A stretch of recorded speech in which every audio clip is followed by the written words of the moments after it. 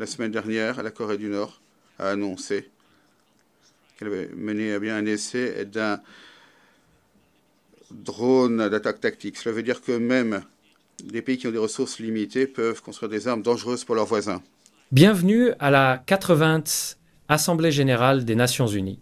Voici l'intervention d'un chef d'État devant la tribune de l'ONU, un moment fort de cette session. Conclusion, c'était l'intervention prononcée à l'ONU lors de la 80e Assemblée générale. Merci de votre attention et pensez à vous abonner pour suivre les prochaines allocutions. Depuis des décennies, il n'y a eu que des déclarations et d'autres déclarations. Et même tout ce qui se passe à Gaza reste sans issue. Même maintenant, en Syrie et après tous les changements, la Syrie doit toujours en appeler au monde afin qu'il allège les sanctions qui étranglent son économie. La Syrie doit demander et ensuite attendre. La Syrie mérite un soutien plus ferme de la part de la communauté internationale. Et alors que la guerre de la Russie contre mon pays se poursuit, les personnes continuent à mourir chaque semaine. Pourtant, il n'y a pas de cessez-le-feu parce que la Russie le refuse.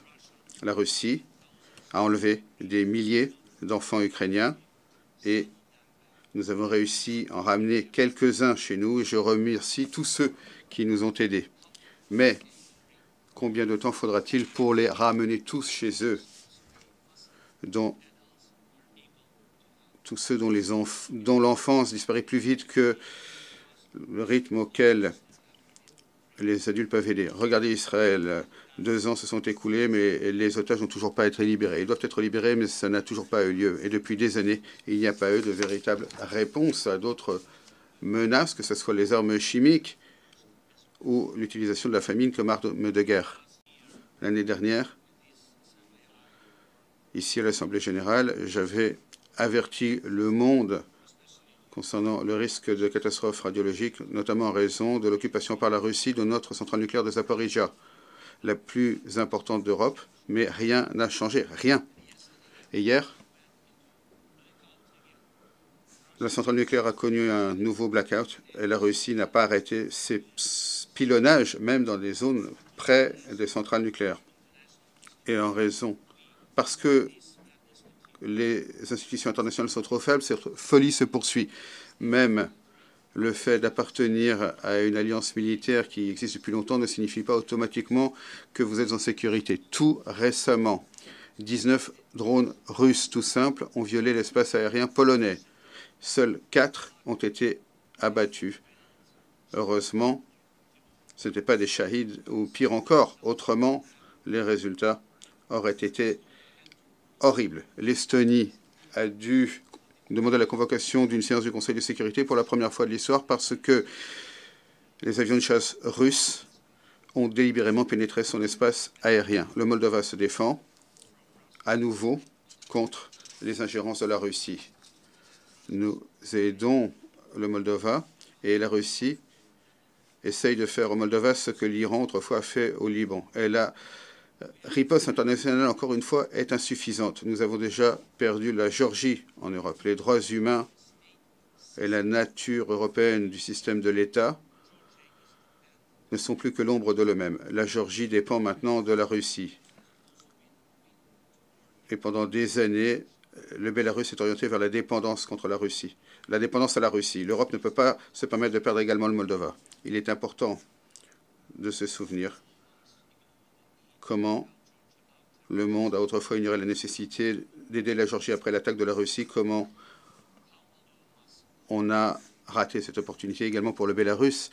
Et il faut se souvenir qu'il ne faut pas perdre le Moldova. Pour l'Europe, soutenir la stabilité de Moldova, ça n'est pas coûteux, mais si elle ne le fait pas, ça entraînera un prix bien plus élevé. C'est pourquoi l'Union européenne doit aider le Moldova maintenant avec des financements et un soutien énergétique, pas seulement des paroles ou des gestes politiques. Nous ne devons pas oublier la protection des droits des personnes et les droits des nations dans les régions où ces droits sont menacés. La Charte des Nations Unies et la Déclaration de Varsovie des droits humains doit valoir partout. Elle doit s'appliquer partout. Mais les talibans en Afghanistan ont ramené tout un pays vers les âges sombres. Certains cartels dans certains pays d'Amérique latine sont plus puissants que les gouvernements. Tout cela, c'est l'effondrement du droit international et la faiblesse de l'ordre international. Ce qui compte maintenant, c'est le droit des armes. C'est les armes qui décident qui survit. Excellence, hier, le président Trump, ici, et bien, Dieu l'a préservé d'une tentative d'assassinat pendant la campagne.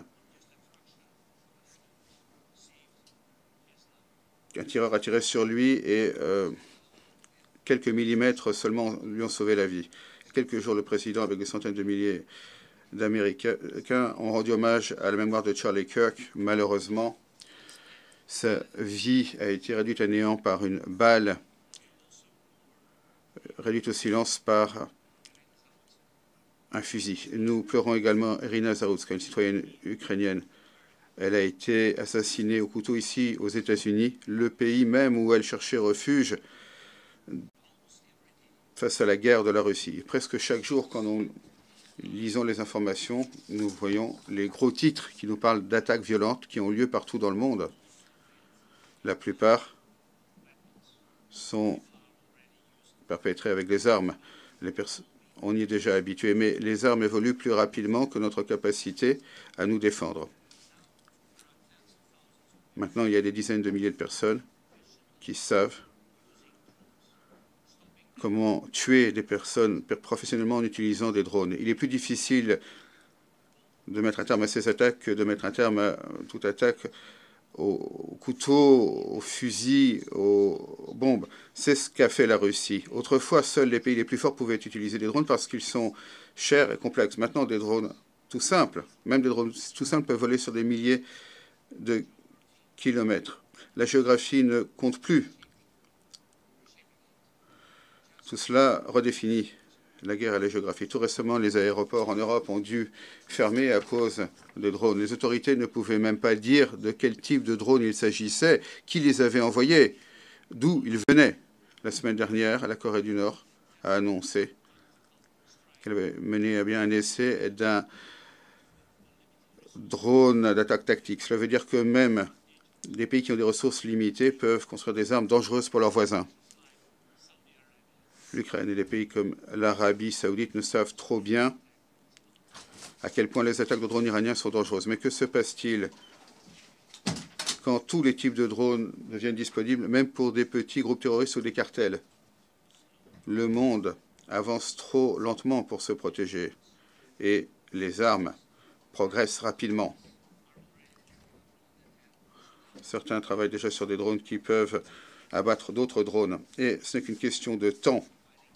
Peu de temps avant que des drones combattent d'autres drones qui détruisent des infrastructures critiques et qu'ils tuent des personnes de manière totalement autonome, sans implication humaine, sauf les quelques-uns qui contrôlent les systèmes d'intelligence artificielle. Mesdames et messieurs les dirigeants, nous vivons maintenant la course aux armements la plus destructrice de l'histoire humaine, parce que cette fois-ci, l'intelligence artificielle est en jeu. Et s'il n'y a pas de véritable garantie de sécurité, à l'exception des amis et des armes, si le monde ne peut pas riposter même aux anciennes menaces, s'il n'y a pas de plateforme robuste garantissant la sécurité internationale, restera-t-il un endroit sur Terre qui sera toujours sûr pour les populations? Nous avons besoin de règles internationales maintenant régissant l'utilisation de l'intelligence artificielle comme arme, et c'est tout aussi urgent que la prévention de la propagation des armes nucléaires. Nous devons rétablir la coopération internationale, une vraie coopération qui fonctionne pour la paix et pour la sécurité. Dans quelques années, ce sera peut-être déjà trop tard. Il y a 10 ans, la guerre paraissait différente. Personne n'imaginait que des drones bon marché pourraient créer des no man's land de dizaines de kilomètres où rien ne bouge, pas de véhicules, il n'y a pas de vie. On pensait que ce ne serait le cas qu'après une frappe nucléaire. Maintenant, c'est la réalité des drones. Ils sont des drones tout simples, produits en masse et pour le moment sans intelligence artificielle. L'Ukraine n'a pas les gros missiles que les dictateurs adorent faire parader. Nous avons des drones qui peuvent voler sur 2 ou 3 000 kilomètres. Nous n'avons pas eu d'autre choix que de les construire pour protéger notre droit à la vie. Le contrôle des mers, autrefois, dépendait du fait d'avoir une importante marine. Nous n'avons pas une flotte importante, mais nous avons réussi en mer Noire. Nous avons expulsé ce qui reste de la marine russe vers des bases reculées. Nous l'avons fait avec des drones maritimes. Voilà comment nous protégeons nos ports, nos routes commerciales maritimes, parce que la Russie ne nous a laissé aucun autre choix. Notre opération toile d'araignée, lorsque des drones bon marché ont détruit au sol des dizaines de bombardiers stratégiques russes, c'est devenu un exemple partout dans le monde de ce que peuvent faire les nouvelles armes à de vieux systèmes. Ces bombardiers russes même sont ceux qui ont attaqué nos villes. Rien de cela ne serait arrivé si Poutine n'avait pas déclenché cette agression, cette guerre à grande échelle. Et chaque année que cette guerre se poursuit, les armes deviennent encore plus mortelles. Seule la Russie doit être accusée de cette situation.